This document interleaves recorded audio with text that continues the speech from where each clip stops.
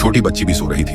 अब कायर के दिमाग में एक उल्टा ख्याल आता है कि क्यों ना इस बार वह सच बोले कि कौन सो रहा है और कौन जाग रहा है। इस बार डायन जरा देर से आती है और कुएं के ऊपर आकर पूछती है कौन सो रहा है और कौन जाग रहा है। कायर इस बार कह देता है कि सायर सो रहा है और कायर जाग रहा है। बस इसी बात का तो डायन इंतजार कर रही थी। वह एक ही झपट में छोटी बच्ची को उठाकर कुएं में ले जाती है और कायर देखता ही रह जाता है। अब कायर सायर को उठाकर सारी बात बताता है। सायर कहता है, मैंने समझाया था ना कि कोई गलती ना हो, फिर भी तुमने ऐसा कर ही दिया। अब कुछ नहीं कर सकते।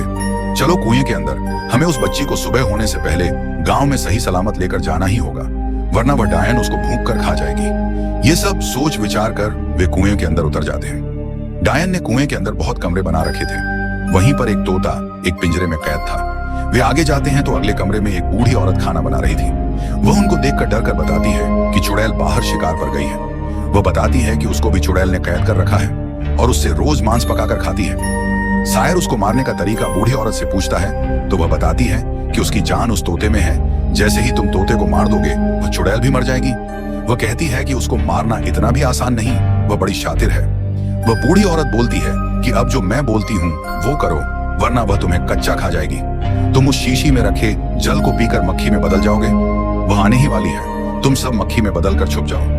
वे ऐसा ही करते हैं और बच्ची समेत तीनों वह जल पीकर मक्खी में बदलकर दरवाजे के पीछे छुप जाते हैं।